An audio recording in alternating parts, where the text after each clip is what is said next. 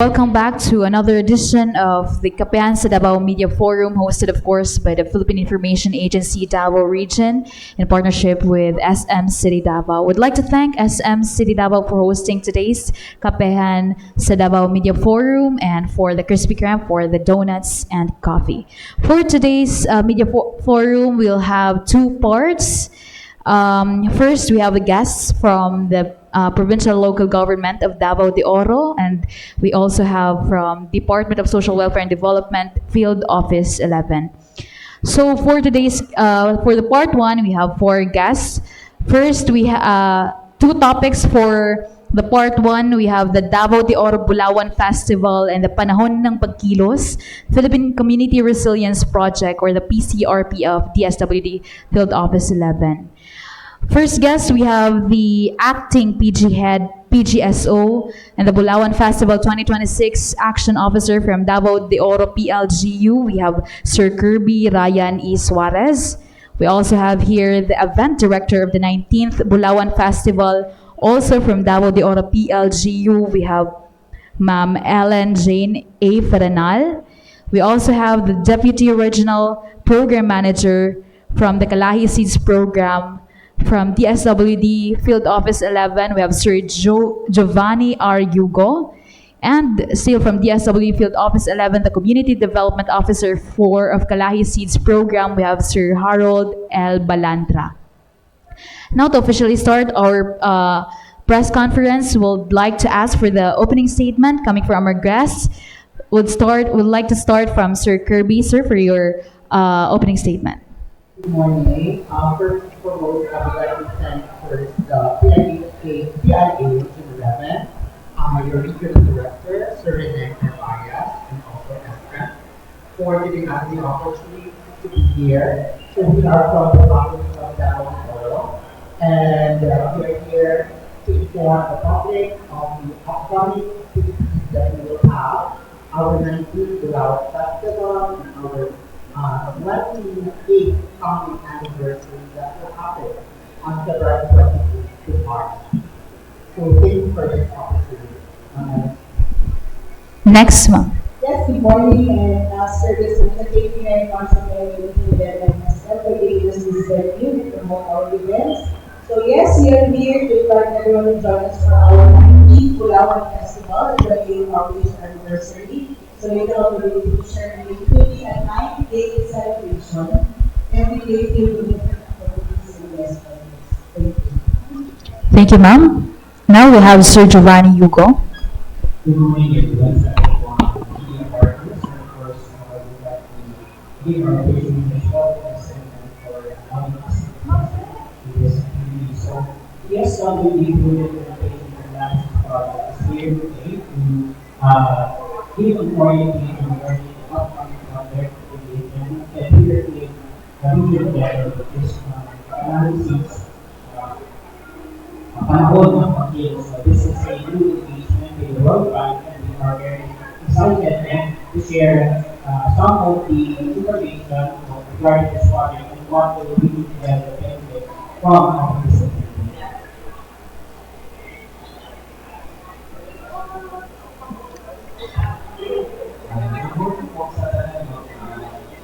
Salamat po sa kayo. Tahan din po ang programa sa SEEDS. Nakalimutan po ang SEEDS na po na nilabay successful ang mga implementation ng SEEDS. So, napasalamat din sa kaya for inviting us today. Thank you so much. And to keep the ball rolling, I'd like to ask the first question. First, would like to ask first from our PLGU Davao de Oro. As you've said, ma'am and sir, anyone of you can answer of this. At Davao de Oro Bulawan Festival, ikapinag-edition ng festival, ibayan karon ng usig difference sa the past years ng festival with mga activities sa mga gayon. This year, as in the Bulawan Festival celebration, we will continue this time and was naghatid mga prepare ng mga activities, naghatid ng mga guest artists from local and from at the same time, naipon nga celebration is puro nandun sa PLC.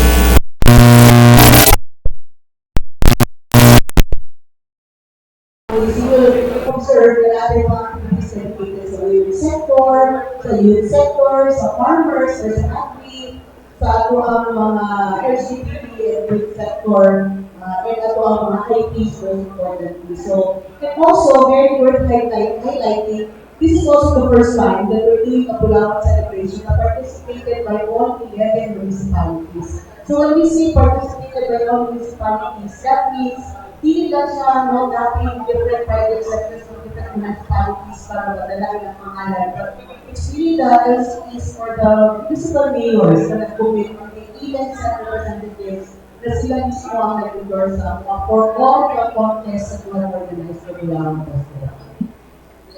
Also, in the past year, we have been celebrating the Pulawan Festival for 8 days. But under the direction of the governor, it's 9 days, actually 8 days, but we have a 1 day pre-Pulawan activity. So this is exciting because, as mentioned by Ma'am Ellen, this is just not 3 days, but 8 days of morning activities as well as night activities.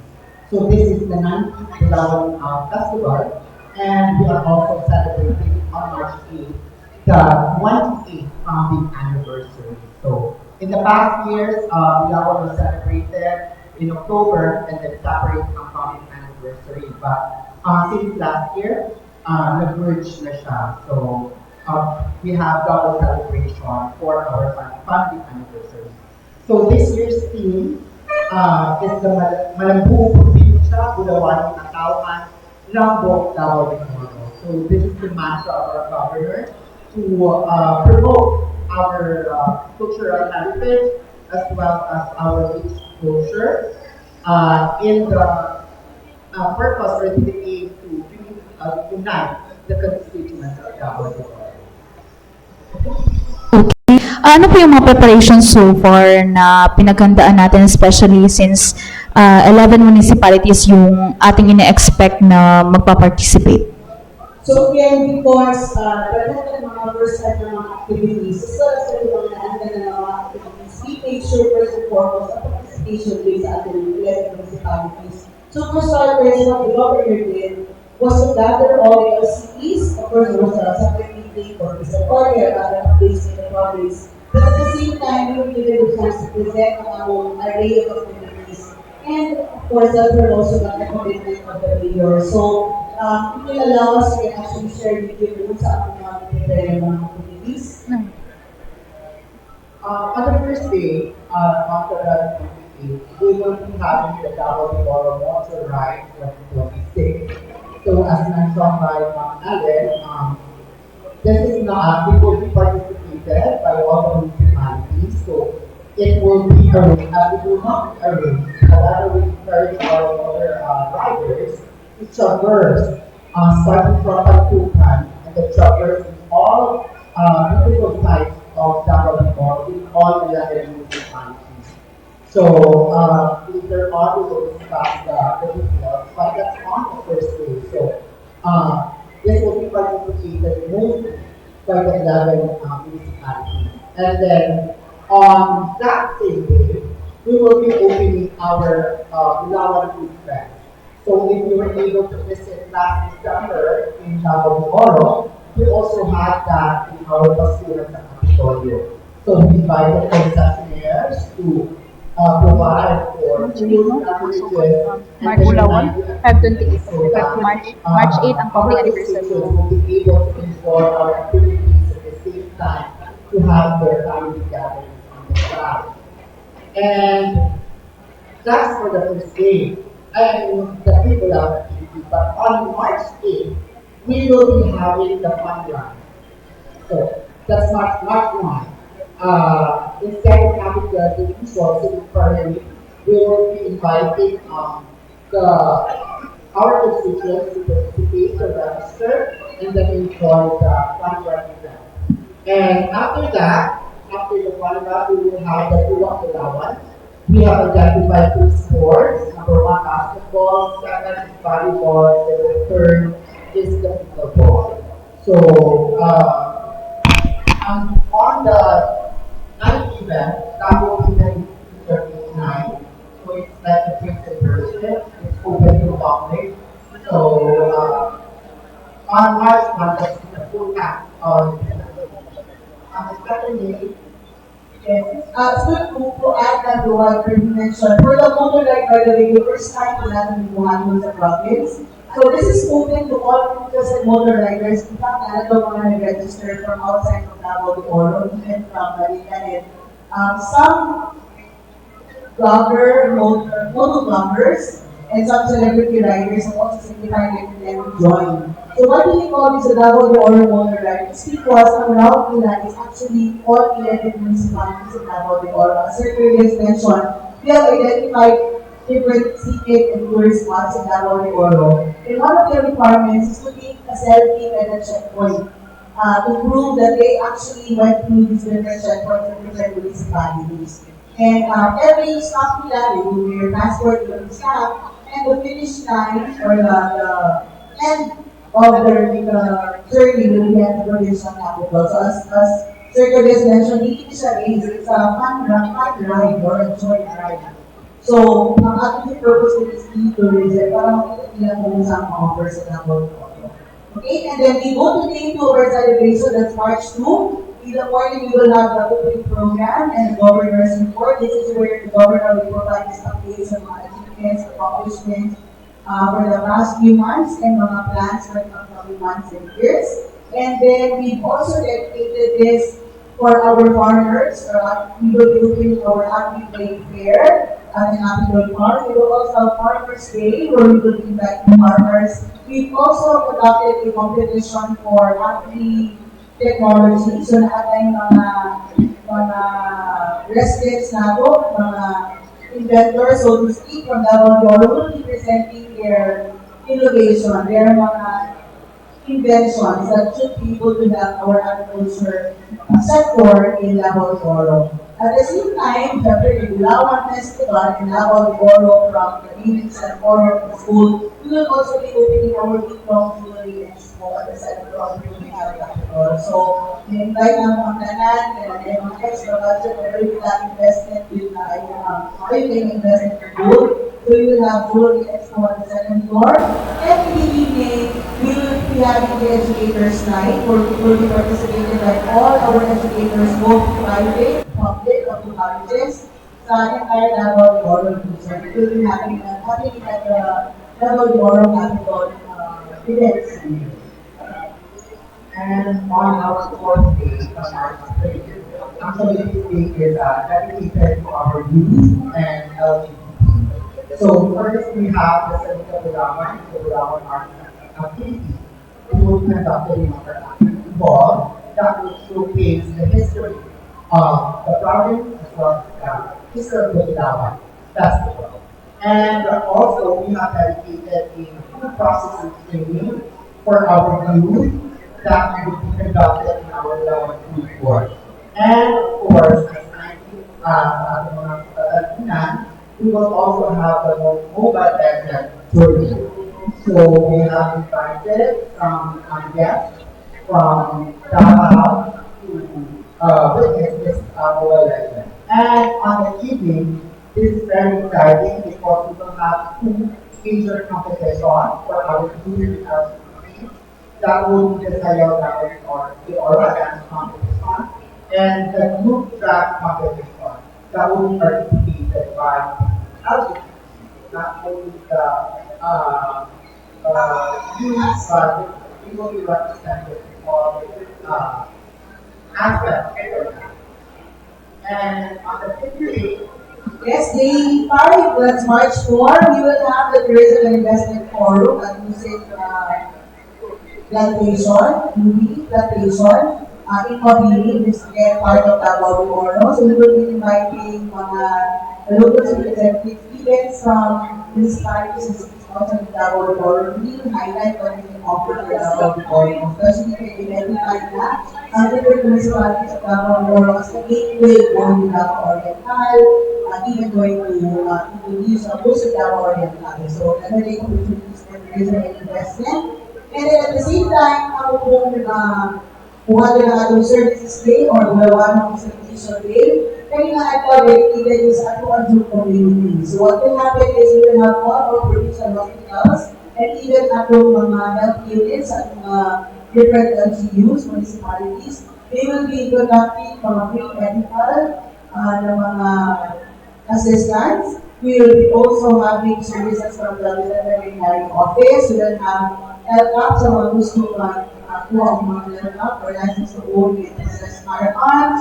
We will also have a job fair. So, hindi ko siya manipagula sa capital, but ang mga municipalities within Davao de Oro will be conducting this. So, hindi naman ang ako sila sa provincial capital or the services. They can actually go to the provincial hospitals and even sa RTCs na sa Federal. And in the evening, we will have the NGA LG Unite, which will be participated again by all 11 municipalities and all our NGAs in Davao de Oro. So it will be competition as well. And we're very excited. Don't you think na gawin natin mga nagagaling na nakakailan ng mga simulas? Pero, wala pa naman dito yung surgery. Dapat yung surprise after if you will find other posts on social media because we have special guest artists every night na lang sa salita. And of course, day 6, which is March 5, is dedicated for one event in Starbo Davao de Oro. We are actually already on our 13th year. So this is where we find and identify who our best singer is. So this is ang entire province of Davao de Oro. So you might see na isa lang event sa March 5, it's because ongoing for the entire week ng atong sa Bulawan, ang atong arts exhibit, jewelry expo, and activity. And on March 6, dedicated to our women. So, we're going to be yoga competition. So, for example, after you said last time, ang Kapitolyo, we had that yoga competition for women. So, learning that to celebrate. So, this is a competition that will be participated by representatives of the academic.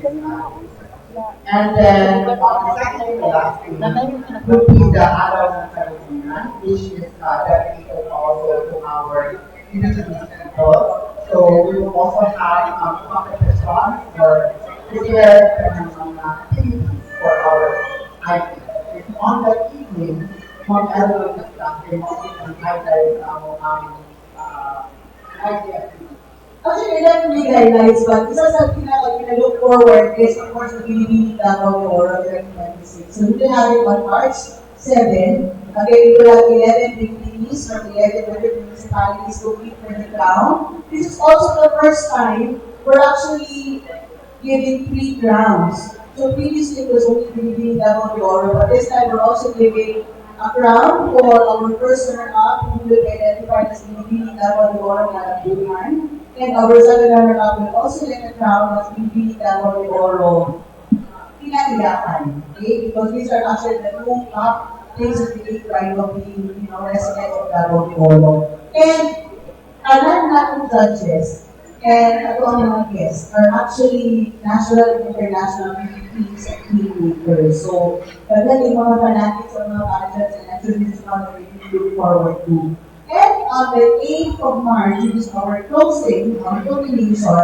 of course, we begin by doing the Thanksgiving Mass in the morning, followed by the Foundation Week program and our biggest inducting dance sa Bulawan weekend. So all 11 municipalities will participate and will compete for the prize of 500,000 pesos cash prize, our first as well, na naman the prize for Bulawan Festival. And we will also have our first Bulawan team during this event. And in the evening, we will have the Lapon Night, which is a music test or a concert. We will have local bands and Manila bands performing as well to entertain people in Davao de Oro. And of course, ang naantay na nila, every celebration always ends with grand fireworks display.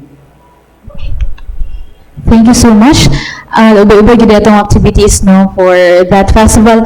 Now we proceed to the SWD. Sir, unsa pwede pagka-explain lang kung sino nga to ang PCRP, kinsa ba ang mga benepisyaryo ani po nga project? Sige lang po. Before siguro ko explain naman sa PCRT or the Philippine Community Resilience Project, magpahiyaya sa siguro isang official program sa analysis Russia sa Pilas na Pilipino. So ang analysis is an acronym for Capital Peace in Dallas by an comprehensive integrated delivery of social services. Now this is one of the public innovation projects that we implement under the Department of Social Development.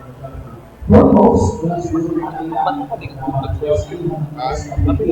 kaya mo sa aming mga programs na directly hinahapan sa mga as well as aming mga projects na directly hinahapan interventions sa mga projects. However, leading sa alaman sa PSWD also has development aspect programs na gina-implement. Among these are ang sustainability or sustainable livelihood projects, including po ito na Kalahin Seeds, which is sa poverty animation program, kutingin nagatulong ta sa ginatawag na community-driven development strategy to increase the participation, to empower the communities, and of course, increase the access to basic services. So, mao ka na ang Kalahin Seeds. Going to the PCRP, building on the experience of Kalahin Seeds in its original design, tupida lang karon kining programa nga Philippine Community Resilience Project. Ang tulong sa ato ang Philippine Community Resilience Project is ato ang ma-strengthen na natong communities in terms of their resiliency development side. Because coming from the experience nato from the pandemic, and as well as the consistent the experience that when it comes to disasters, we have seen the vulnerability of our communities. So with that as well, we have seen as an evidence because of this vulnerability, the poverty incidence on Region 11 has ibaba siya in terms of the national aspect from in 2019, ang poverty incidence nasa 16%, and now it's already, or in 2021 rather, the poverty incidence of the Philippines is already 18%. So imagine the gains na for how many decades, kada 2% increase, sharp kaya na siya na decline in terms of our, the gains that we have accomplished. And difficult po kaya na siya i-accomplish. No? As ingon kanila,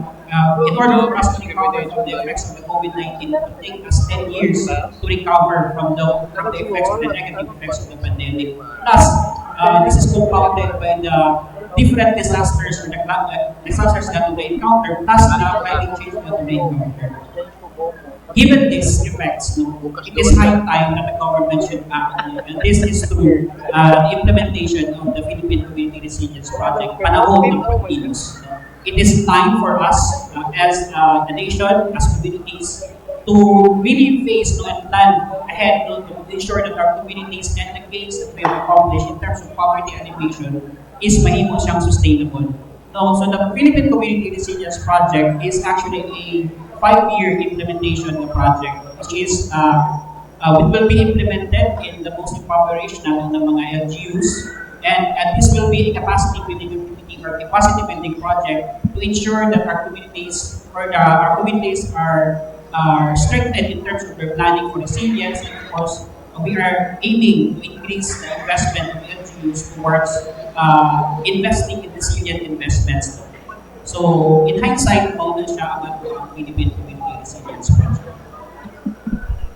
If you have Dumag labay ko doon, isa sa mga ginatutukan sa ato ang PCRP Hub, which is somehow alainan dito sa usual na ito ina-implement sa Kalahin is itong pag-address na ito dito sa iskutanan na ito ng mga risko, no, o vulnerable na ito dito sa mga kahimtak dito sa baba. No, una nila is katong ato ang economic risk, no, number 1 nila katong ang ilahang itong well-being dito sa ilahang sa komunidad, no? Ikaduha nila is ang katong individual life cycle risk. Iskutanan nato nila ang katong stunting, no? Isa na nila sa mga ato ang bantayanan ko nila ang malnutrition, school dropouts nato, no, uban pa. Sunod ang mga environmental and natural hazards nato. No, no? Ilabi na jud ang ang climate karon pausap-usap, no? Adunay typhoons, drought, ug uban pa, no? Isa na sa ato ang lantaw, ug syempre kaning social and governance risk. Magiging transparent, no? Isa na siya dito sa ginalantaw nato, ginatudloan nato sila, and also when it comes to accountability. When it comes naman po dito sa ato ang mga beneficiaries nato, atong ginahandog nga adunay mukabat, no, nga kulang-kulang mga 4.13 or sobra pa siguro 4.13 million households nato tibuok Pilipinas, and out sa ato ang ginalantaw nga beneficiaryo nato, 33% ani sa ato ang mga kaigsuonang IPs ang makabenepisyo, no? O almost mga 116,000 na mga community volunteers ang ato ginahandog, no? Nga ato ang matigaan o capability building trainings nato para po dito sa ilalim. So, when it comes naman po sa targets nato ng mga municipalities, aduna tayong mga pipila ka mga munisipyo, no, na ato ang i-implement diri sa Region 11, o gamay lang din nga background yung sa mapagkuha, no, sa ato ang mga target municipalities nato. At naatay mga criteria, no, naatay mga criteria. Number 1 nila is ang ato ang poverty incidence. Ikaduha is ang ato ang atong IP nato ang population. Ikatulo ang stunting rate nato, no, o katong ato ang pagka-vulnerable sa isa ka lugar, no. O katutanan o pagkabuok ng mga criteria nato, tibuok Pilipinas po ang eligible nato for the record is 880 municipalities, no. But for PCRP, which is funded po siya ni World Bank, naalang tayo 500 kabuok i-implement for PCRP, no. And then out of the 500 municipalities sa tibuok Pilipinas, sa Region 11 naatay 11 kabuok na nakasulod dito sa top 500. So, out of the top 500 sa 11 po, is i-batching nato ang implementation nato for the PCRP diri sa Region 11. Sa out of 11 naatay first batch nga 8 kabuok municipalities, o naabot tay second batch nato nga 3 kabuok municipalities. So, ato na lang di ang atong 8 kabuok ng municipalities. Ang atong 8 kabuok. Sige. For the implementation of the PCRP, just to clarify on the first nato na criteria in terms of poverty incidence. So the threshold na gitanaw nato is katong mga LGUs na naa sila poverty incidence na 18.1% and above. No, base mingon ang uban na LGU nga wala sila na qualify, no, tanan man ang may poverty incidence. However, for the implementation of the PCRP, kato ato ginalantaw aside from the other criteria na ato gilantaw. So for the implementation of the batch 1 nato implementation, dunay 8 LGUs, no, na mag-implement this 2026. So the first nato na LGU ay 2 provinces, no, na mag-implement. Una is kaniato the province of Davao Oriental and also the province of Davao Occidental. For Davao Occidental, for batch 1, dunay 2 ka LGU na mag-implement, which is ang municipality of Don Marcelino and the municipality of Sarangani. Now for Davao Oriental, doon tayo Governor Generoso, Tarragona, Manay, Caraga, Pampanga, and Katingin. So, muna itong first batch nato. For this succeeding batch nato, which is targeted to implement at the last quarter of 2027 or early on 2028, is madugang tulo ka munisipyo from Davao Occidental. No, from Santa Maria, we have Jose Abad Santos, and Manila. So, that's 11 na mga covered LGUs nato, no, for the PCRP. Okay, at this juncture, we will open questions for media. We'll entertain siguro 1 question and 1 follow-up na lang since we're running out of time and we have part 2 still. First question is Sir Carlo, then Ma'am Kath. Good morning sa atong mga halandong bisita for Davao de Oro. Kaning sa ato ang Bulawan Festival, if I believe. Siyempre, for this year, unsay pinasahi kaning atong pagsaulog itandi katong sa mga previous na mga edition sa ingon natong Bulawan Festival, and what are the anticipations pod katong sa mga taga Davao de Oro and dili taga Davao de Oro nga buot nga makiselebrar? Thank you. As I mentioned earlier, this will be the first time that it will be conducted in 9 days. And we have prepared different activities.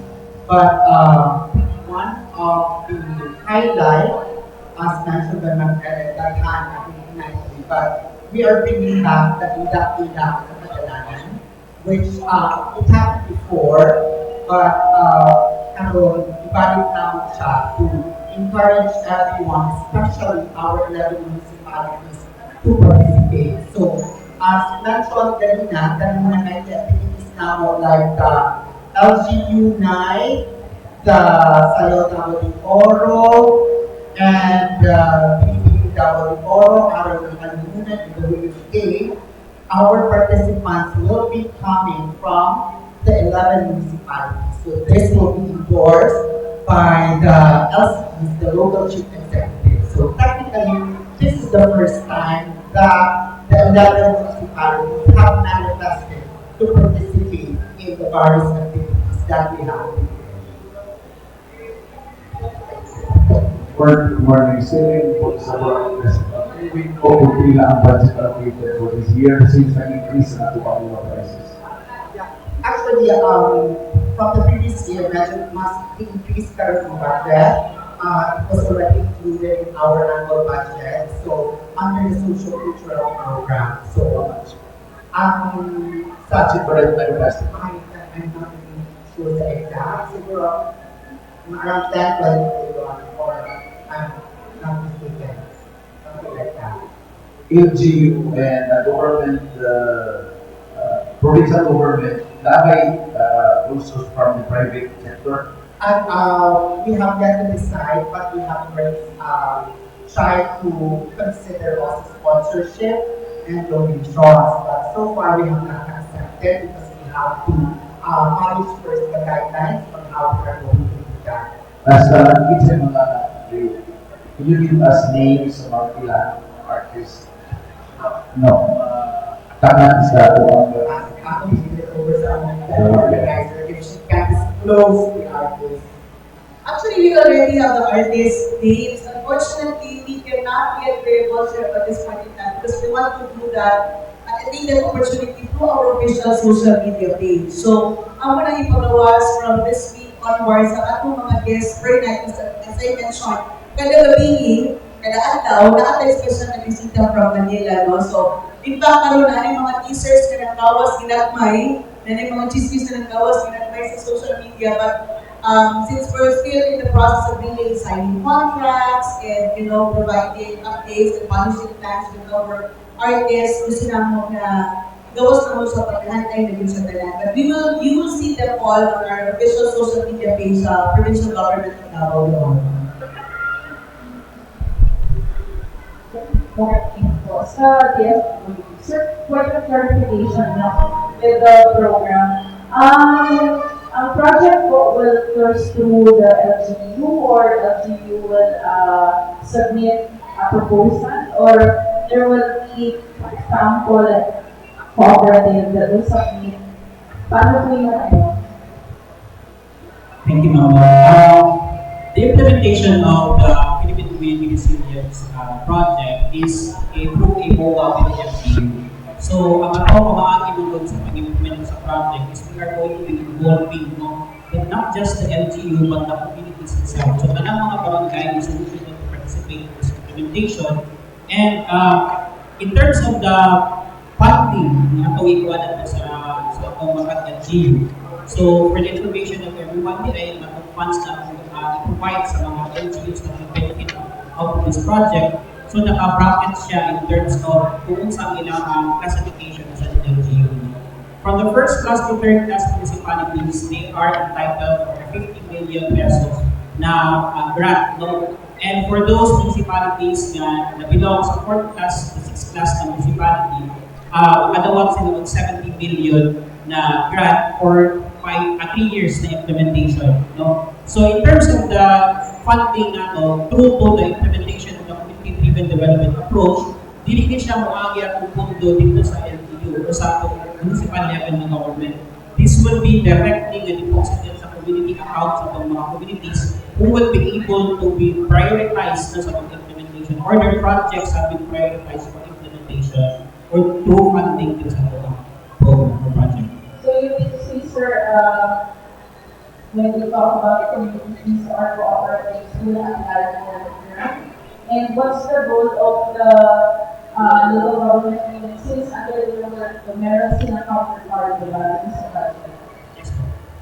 In terms of who will, kinsa itong mga magiging yung beneficiary, so actually, it's the barangay itself. No? Dili siya ang like, it's not, no need na ang mga cooperatives tayo pa siya ang implementation of the grants. No? It is automatically, ang mahitabuan niya, there's a process that will be undergone by the communities. No? So, pinaagi ni adunay mahitabo ka discussion at the barangay level, so they will be identifying the risk na naanin sa ilang communities. Now, from there on, they will be presenting those risks dito sa municipal level, and there will be a municipal level na discussion sa kung sa mga risks na naa sa communities, and this is the venue wherein the LGU as an entire community, they will decide upon kung sa mga pinaka-unahon o pinaka-vulnerable areas that are affected by especially the different risks na mga identified. So from there on, dito sila mag-program kung sa mga PPAs or projects and activities to implement in the course of the 3 years implementation planning. So they will have a multi-year planning, no, in terms of the implementation. Last follow-up na lang. Sir, kasi dalawang kembot na lang election na, and with this kind of arrangement, possibly there will be doubts on how to implement this without the community once it's not action. What will be the safety nets of the DSWD? Since of course the LGU, meron siyang counterpart on the project, and they will be the ones choosing what kind of project will be implemented with DSWD funding. In terms of the safeguards natin, as we have implemented based on the previous experience natin, and actually really is not an issue in terms of the implementation of analysis. No, because we adhere to the strict monitoring, and of course, it is our advocacy to promote yung participation, transparency, and accountability. So through that mechanism, increase the participation of the community itself, so they know what is kung sa kailang mga priorities nila, because they will be the one who will identify kung sa mga risks na nasa mga communities, and they will also be the one who will identify as well what are those possible interventions na appropriate sa ilang context. And lastly, we are implementing through the speeding process. So there is a broad-based transparency to the every step of the implementation is involved in the community's implementation. So they know what's going on with the project, they know where the budgets are going, and of course, it is also an advocacy of ours to promote that accountability. So any mahitabo sa implementation, we are encouraging the community na sila accountable whatever the result of the project. So it is of course incumbent kung sa regional office. We are also guiding ng communities na, and as well in this implementation, we are also tapping into the expertise of the provincial government as well as through the PPDO and Pedro to provide guidance in terms of the identification of the projects, including the implementation, to ensure that it adheres to the governing policies and oversight ng policies, and as well as consistent na dito mga nasunod sa loan agreement with the Additional sa question lang, sir. Sir, pila ang ato ang gialokar nga kanang budget for each municipalities? O unsa ba ni siya, sir? Ang mag-undergo ba yung mga, if ma-identify na yung risk na sinasabi mo, they will themselves ang mag-implement ng project, and depende sa risk na na-identify nila yung budget din na ibibigay per barangay? Sa mas na-mention po kanina ng DRP, ako ang first to third class municipality is makadawat sila o 50 million, and then ang 4 to 6 class na is 70 million po siya. And then ang kanang 50 million to 70 million po, hindi siya one time na biglaan na mahatag sa ilangan. natay tulo ka tranches po no, sa ilaha. So we have 30% of the municipal grant allocation for the first year, and then for the second year po is 50% of the municipal grant allocation, and then but for the last year po, which is 20% of the municipal grant allocation.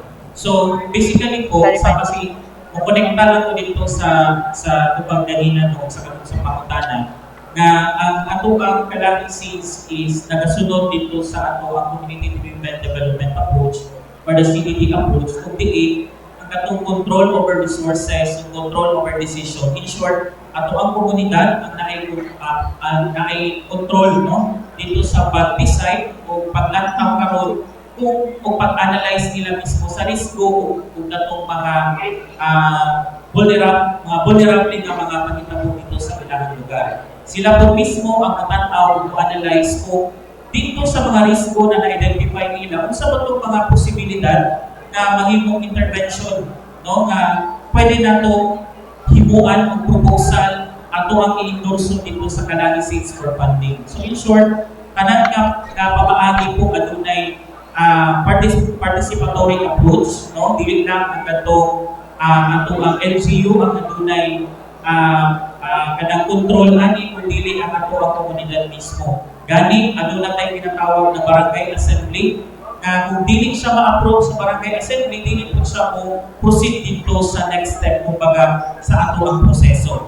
Kaya naman tayo pinatawag na community resilience implementation process or gatong CRIP. Nasa 4 stages na to, no? Na tayo pinatawag na katong risk assessment na to, na atay proposal development, na atay implementation, o na ato tayo monitoring and evaluation. So kumbaga, kung aduna may mga doubts dito sa atong implementation, di gyapon siya makalusot tungod kay aduna tayo proseso nga ginalantaw nato dito sa unahan. So Napansin lang din namin, sir, mostly ng ating mga municipalities identified is from Davao and Davao. Unsay reason behind ani, sir? Nga nang mas napili na to ang mga municipalities ani nga mga areas? Sige, before we go on to sa pangutanan ng wala sa i-clarify na the project is not about really sa unsa ang ma-implement of the budget and provide na sa mga NGOs mo. Ang atong programa is actually a capacity building activity to ensure that our LGUs and the communities are able to plan in terms of the resiliency and of course later on to increase the resilient investments in vulnerable areas. So pasabot ni ini, ang atong budget is not sa mga LGU is not we recognize the program will not be able to solve all the problems in terms of resiliency sa atong communities. But this is only a mechanism to kickstart the implementation of the LGUs towards the direction of sustainable development and putting in mind, putting in their plans the resilience plans and nakakaputang sila comprehensive development plan. So that's one of the major targets of the implementation of the project. Now going back into sa atong sa question ni Pam regarding sa the targeting, so nganong sa Davao Occidental and nganong sa Davao Oriental lang. So based dito sa ito ang using the criteria that was approved by DepDev, which is una, the poverty incidence, the exposure to natural hazards, and child stunting rate, and the last is the presence of indigenous people. So sa poverty incidence, ini ito ng mga munisipyo na pinakataas ng poverty incidence or provinces in terms of poverty incidence. Okay, based sa ito ang assessment na ito with the 21 sa stake in the 2021 at data, hindi ng mga provinces consistently 18.1% and above yung laman ng mga poverty incidence. In terms of Davao de Oro, kasi question sa Davao de Oro, why? Ang poverty incidence sa Davao de Oro, if I'm not mistaken, is nasa 14%. Siguro. So ang atong threshold na kinapasas nasa 18.1% and above. So targeting the most in need ng mga municipalities and provinces pinag-pagay from Canada. And in terms of ikaduha criteria is katong exposure to natural hazards. So there are 6 identified by the by DENR and DOST. So if naay tulo and above na mga risks or vulnerabilities that are present in the municipalities, pwede sila qualify. And next is the child stunting rate. So, Pinipot na Duhan provinces also has the highest stunting rates. So that's why we are concentrating the investments first dito sa ating two provinces. And of course, the presence of indigenous people based on percentage in terms of population versus the population. So these also, kanilang mga provinces, kanilang mga LGUs identified mas taas ilang ratio in terms of the number of indigenous people na nasa mga communities. So as we all know, isa sa mga vulnerable sectors ng mga indigenous people's community. That's why these are the criteria to identify the province and as well as the municipalities here by mga beneficiary ng implementation. Ayan, if questions po ba from our media friends? Okay. About all sa mga municipalities, malaki yung kailangan or requirements na kailangan mag-start na target program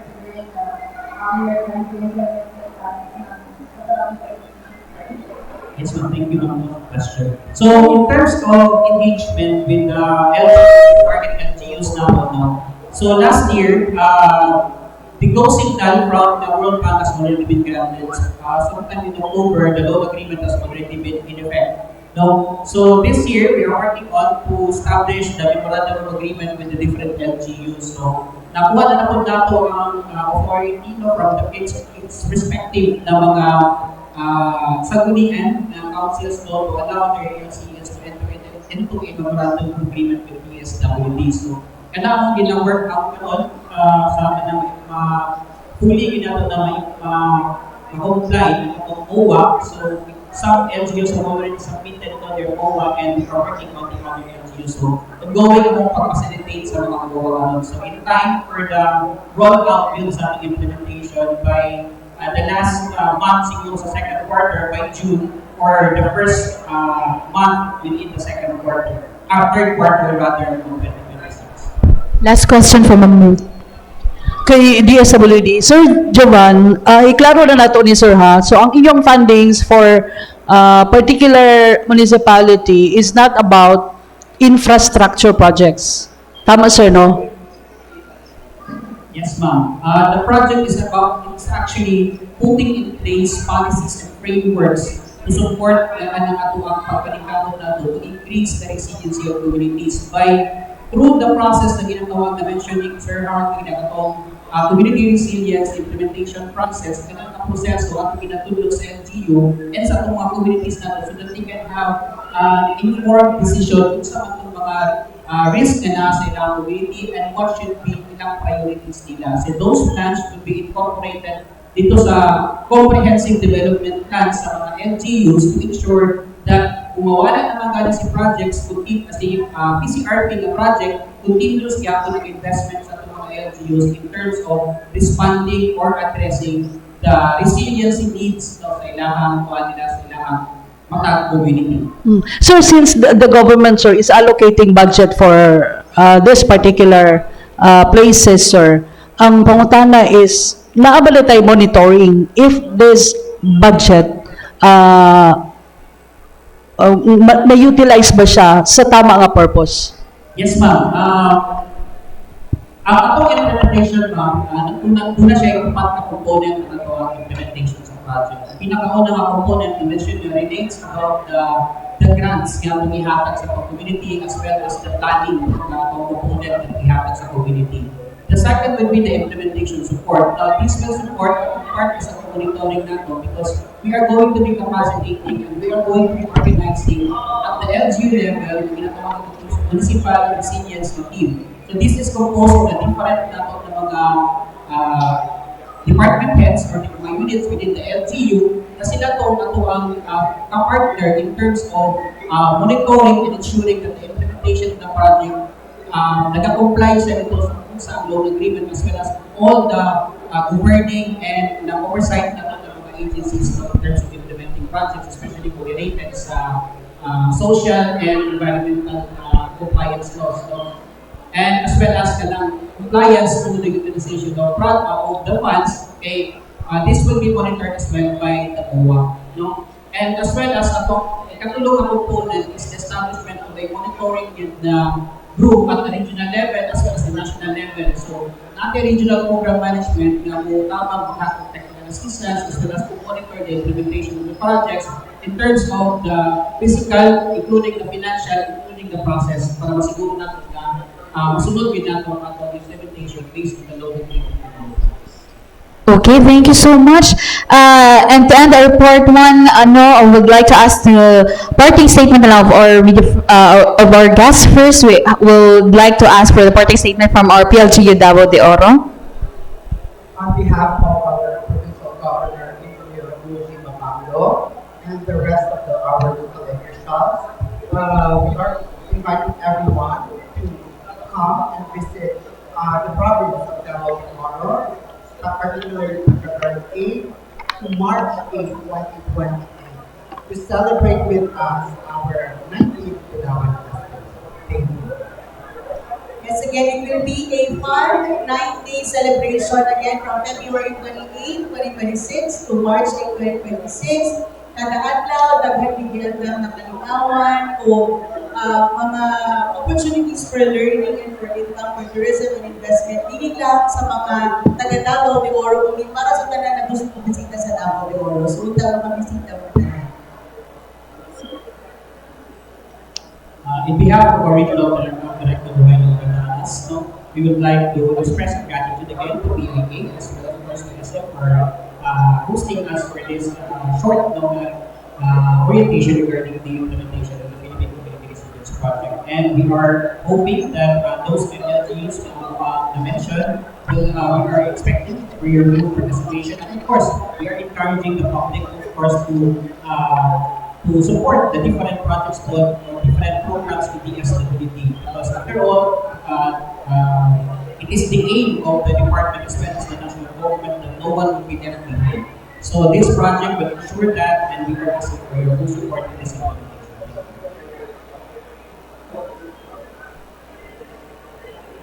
Once again po, daghang salamat po sa gayon itigaan ni time para ma-explain ang programa kung nagapangayon may suporta especially sa atong media partners nato na pabuhagay na to kaayuhan na to especially na to ang mga programa sa gobyerno labi na ito ang programa sa Kalari Seeds. Kaadunay mga inani na programa para sa kalambuan dito sa ato ang komunidad. O lastly, hopefully po, ang mantra sa Kalari Seeds magkalangit tayo Pilipinas. Thank you so much. That ends our part 1. Please stay. May part 2 pa po tayo. Magandang umaga po sa inyo lahat, and this is part 2 of our Kapensa Davao. Our guest for this morning for part 2 will be our friends from Tesla and Jairo Institute. They will be talking about this partnership with Tesla, web development with no coding through Bubble.io and computer systems servicing or NC2. So, kasama po natin ating mga kaibigan. We have Mary Grace Garcia, Program Manager and SAFE Trainer. Then we have Engineer Amelita Pulido, the TVI Head. Engineer Carl Jordan P. Kaumban, SAFE Project Management Trainer. Engineer Teofilo Limpag Jr., the CSS NC2 Trainer. Earl Carino, Python Trainer. Engineer Samantha Babael, Bubble Trainer. So to start our part 2, siguro as a opening statement, we start with Ma'am Mary Grace. Thank you. Good morning. And Madayang Davao, nagkakaroon salamat sa pag-invite sa ako ating especially sa PID and SN sa pag-attend and pag-join sa maraming salamat. I am Grace and we are from Jairo Institute of Technology. We are here to promote with you our Tesla programs and our AI First company. So we are the first here in Davao to be partnered with Bubble.io. It's a local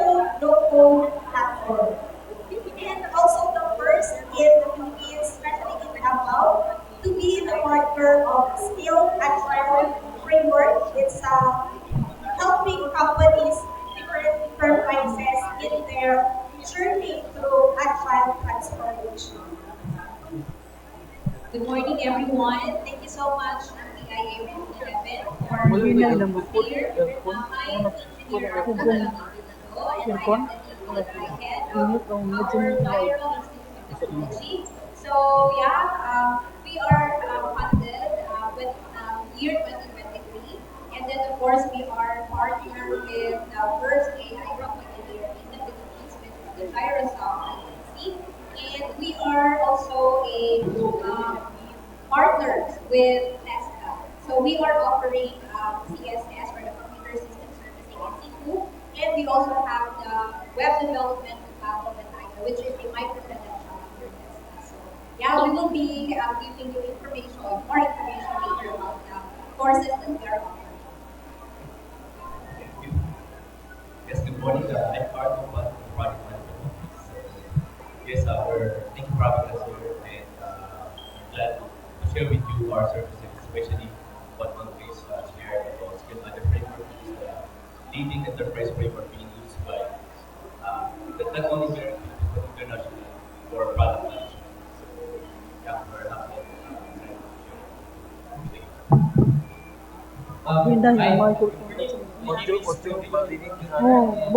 We're very honored to be invited and to be included in this PPT event. And we would like to appreciate Kapilala Davao, STEM, and PIA. So we are looking forward for a productive and enjoyable study. Thank you. Good morning again, everyone. So I'm very much thank you. I'm part of the engineering department. So thank you for inviting us here and putting good discussion. Good morning, everyone. My name is Salam, and I'm one of the volunteers. So thank you again for having us and to share our practices on our web. Okay, thank you. Reminders lang para kasi medyo increase natin yung ating boses para marinig. Okay, to siguro Mary Grace and Engineer with Amelita. Because is it test the partnered kuan so may NC2. Ano po yung ating goal kasi usually mag-answer tayo sa market ng job market kasi mga computer, mga IT related computer programming. Is there a market and is this parang sagot siya sa parang needs ng job market ngayon? Yes, actually, it was really a big opportunity for the market because, for example, our desktop programs, these are new programs in the market. For example, really focusing on the roles of the different, example, in the IT industry, providing them really the training for like master project management, using the same or the skill action framework. So it's actually a structured framework, and this one is not only really used here in the Philippines, it's international. And it's a big opportunity also for our like youth who are not working or not in the school. So actually we have also this scholarship provided by ESDA. So also it's a big opportunity because, for example, now we are also working with the SK Buhangin. So they have also this initiative together with JIE for the Babaw.io, giving free training on that no-code.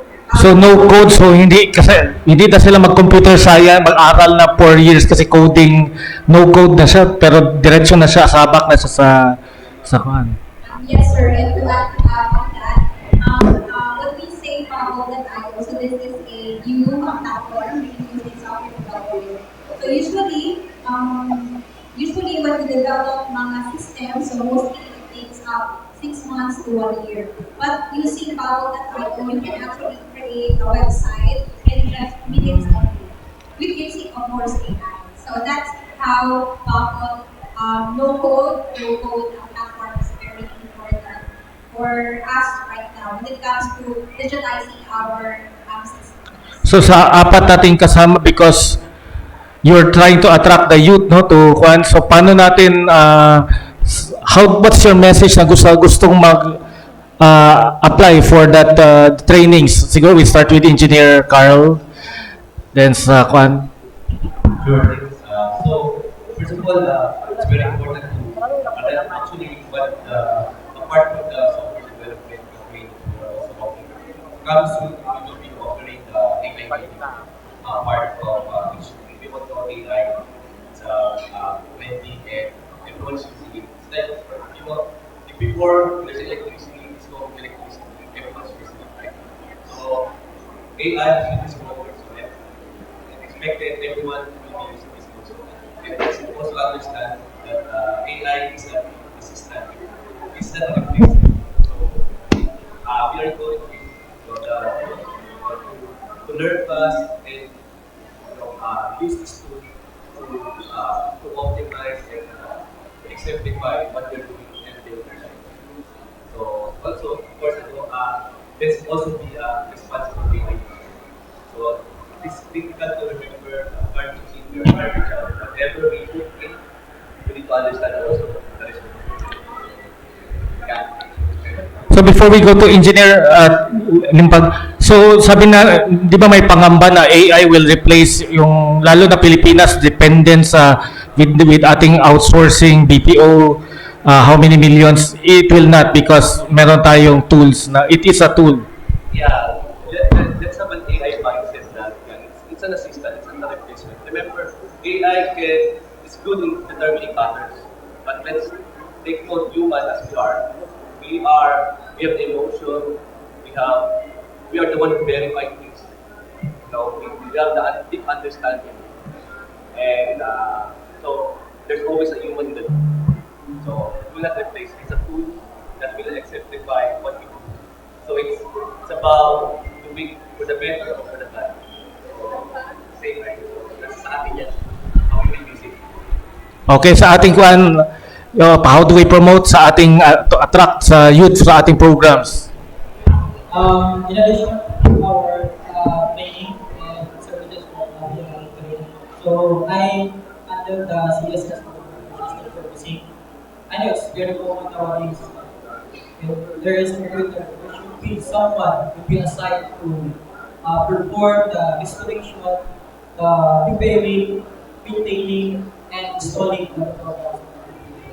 So, in our service or in our training, we are offering industrial-based training. So, not only offering theoretical training. So, we are offering industrial-based setup. Like we have a physical servers, clients. So, from installing software, maintaining the OS, preparing, maintaining, setting up the network, setting up the servers, up to maintaining and repairing. That's also very important.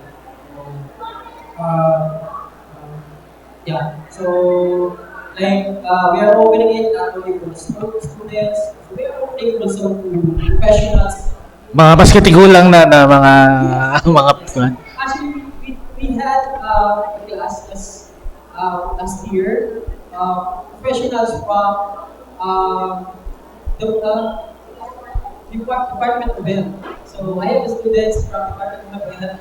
They are asking me, sir, we want to learn about this because as we go on with our tasks and tasks daily, so there's something missing in their performance. So I tell them what to do and during the training it will be discussed.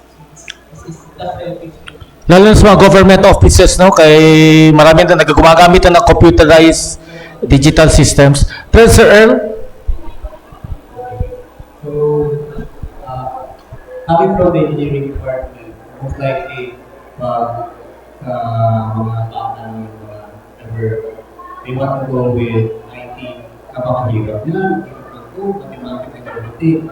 But in the age of AI, or in the age of AI, you really don't need to. You really need to understand how things work. AI is there to help you. AI will be the owner, you will be the manager, the supervisor. So, sa mga pagtanong gusto ma-open ang process ng child, very unique opportunity. Especially in the age of AI, will be local, the Babo will be there. Also, will help you to be able to conquer the fear of IT. Nothing to fear about information technology programming. You can do this especially if you have proper mentors, teachers, and professors to guide you through the AI generation, how to build apps according to your needs. So si Sir Earl, no, is a Python, hindi yung snake, but yan yung program, no, code. That would be the future. It would not be we will take code language agnostic.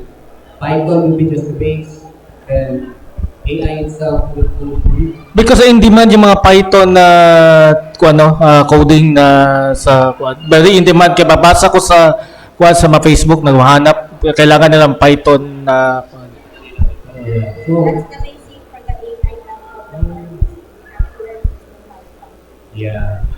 Okay, then Engineer Aman Saman. So, for me, I'm a bubble dreamer, so they love building and sharing things fast.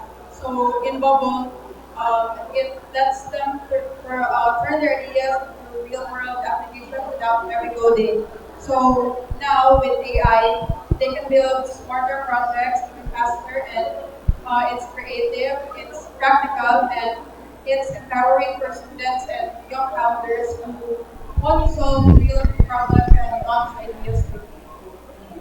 Okay. And since ang bayad po ang tuition, is it affordable for ating mga kabataan?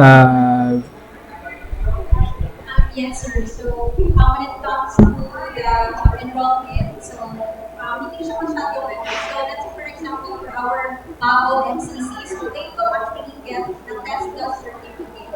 So, the price of our Bubble, web development with Bubble.io is 6,500.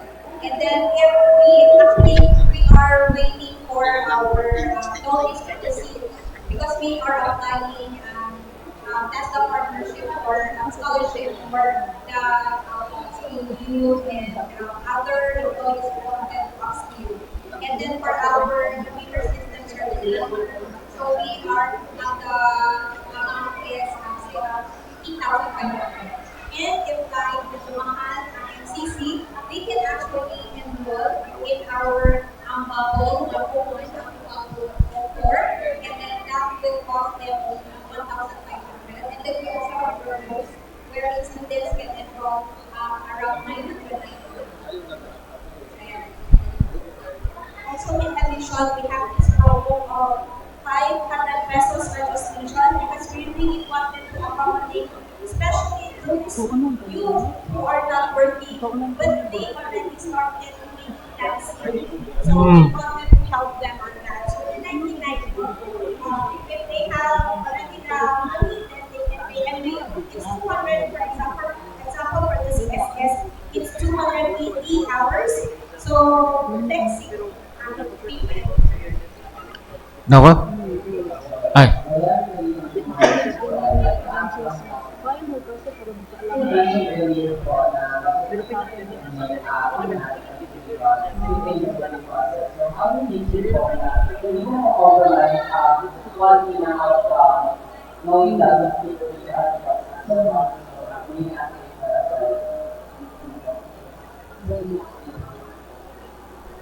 Hello, good morning.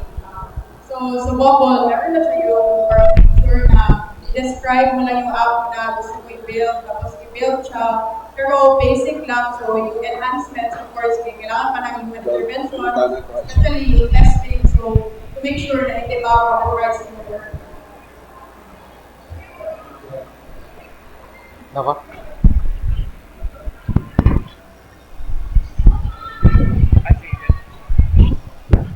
Ladies first. Wala na. I'll be the next. I'm Dennis Lasso sa Radyo Ukay, Davao. Why did you name that gyro? What do you mean by that? Are you coming from the country of Japan? Ano ba, mga Japanese ba kayo? Gyro. Oo. Inspired by a Japanese Ah. culture. Yeah, gyro is actually, it actually started also 2013 actually.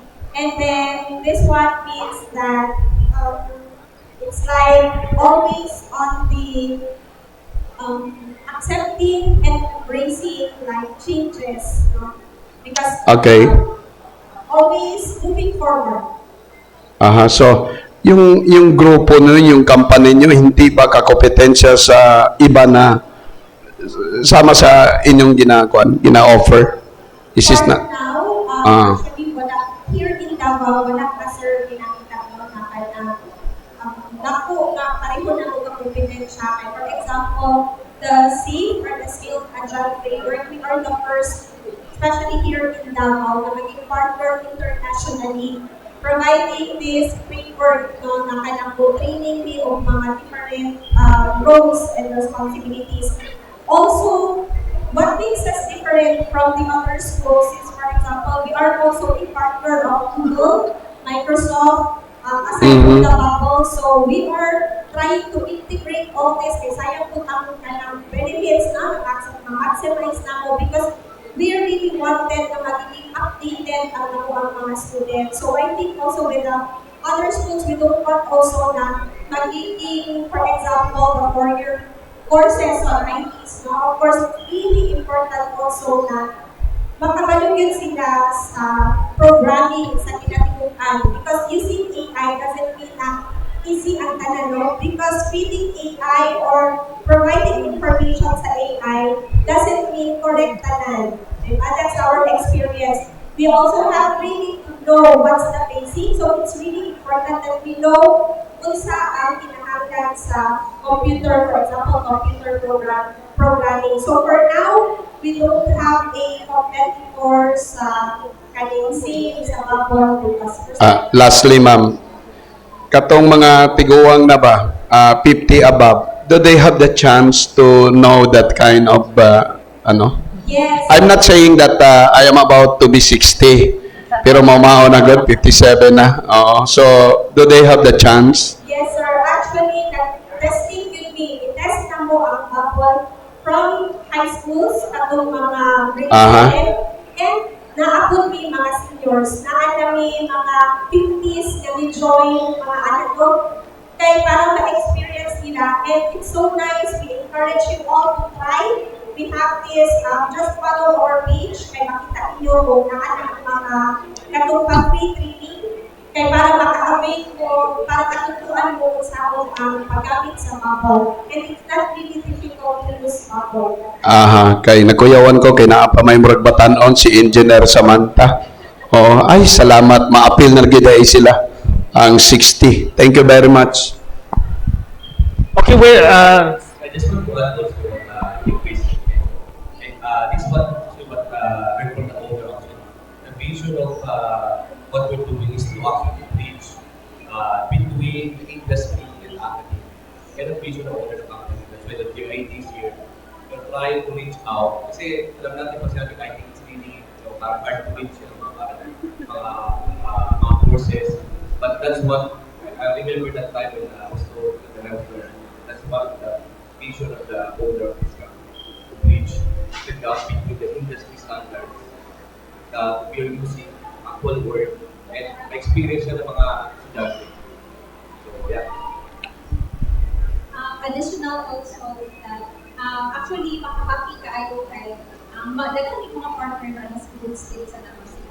And we are also accepting internship. And yung ibang school, marinig ko na ma'am, naka-DIIT software development company sa Davao City. Kasi usually, ang mga software development company nasa Cebu, nasa Manila. And this is the first time na naka-YouTube and na-accommodate sa Davao City. And then we are also partnered with Google, Microsoft, Save, and then we also have our Bubble and other technologies. So they are actually very happy kasi meron na parang ganito sa Davao City. And also, we are promoting this para mag-digitize natin yung ating mga systems sa Davao City. Like, hindi na masyadong mga manual.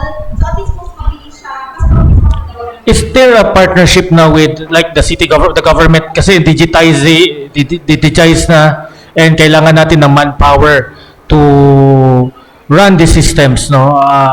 Baka kulang pa because kailangan yung mga graduates is kailangan graduate na 4-year course. Ngayon scalable dapat yung skills kuha natin. Is there a partnership now? Right now, sir, we are looking for yung mga upskilling na mga partnership sa government. We wanted to reach out to them. They wanted us to train their mga developers. If they wanted to learn Babel para mas fast. Actually, sa DOH, sir, meron kami last time na train sa amin ng Babel kasi he wanted to, tawag niya, to upgrade their system. So yun, so from DOH, meron kami, and then also we are looking for another partnership with other government agencies to help them also. Okay, since time is running out, we'd like to thank our guests, no, from Jairo. Saan ba yung located ang inyong school? We are located at Kabantian, Ulit Village. So, Kabantian, Buhangin lang. It's near lang. Okay, we'd like to get sige, parting statement. Again, promote ating programa. Okay, so once again, maraming salamat, especially to Sir Rudolph and Ms. Joanne for having us and for giving us this opportunity to be here. And our big statement is, of course, change is inevitable. So we have to embrace change, and we, the GIE, is here to help you embrace the change. It doesn't matter kung sa ang status or kung sa ang edad, as long as we have the desire, the courage na tutuon ka, because learning is very important. No? So there should be a continuity. Hindi ka mo stop tutuon, maski pag pinanaatong edad. So that's it. Thank you so much. Okay, and then we would also like to invite, baka may mga nanonood dito na from Buhangin District. So we are actually looking for mga scholars under sa SK Buhangin. So we have actually couple 101. So we are, our classes are, since may mga, yung iba kasi is may classes from Monday to Friday. So we actually schedule the training every Saturday. So this is for the youth of SK Buhangin. Thank you. Okay, sa atin, promote na ulit natin yung ating mga programa like sa ating mga ulit. Yeah, thank you once again for having us here. So, yeah, if you want to upskill yourself, speak AI, and enroll in the IT. So, we have openings for Skate Agile frameworks, the Digital Enterprise Framework, International Actually Visa in USA. Even recognized in government as actually recognized framework visa. So, we have openings. And coming soon, our AI team just completed our enrollment this month. So we will open Right, so we are also offering CSS or for those who are very interested in hardware or even software. Students, even professionals, guys, we are offering industrial-based training. So that's computer system service.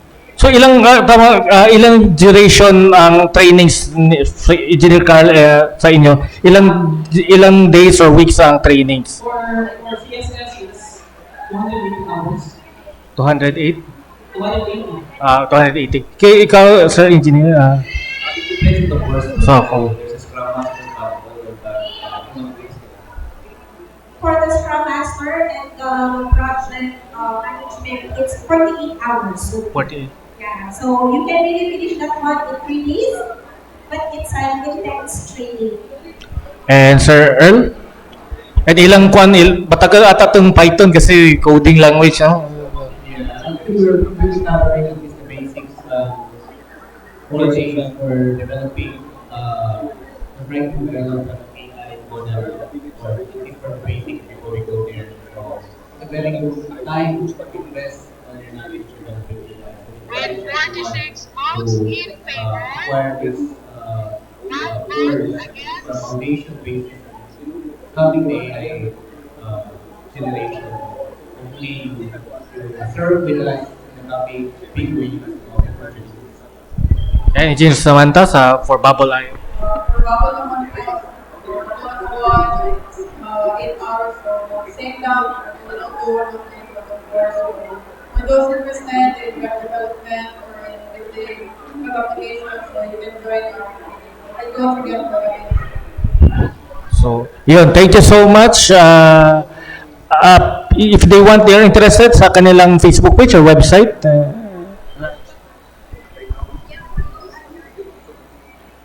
For those who are interested, so kindly message us at the FB page, Gyro Institute of Technology. Okay, thank you so much to our guests. Thank you so much to SM City Davao for again hosting our kapehan sa Davao. Thank you so much. Till next week, more relevant topics to discuss. Daghang salamat.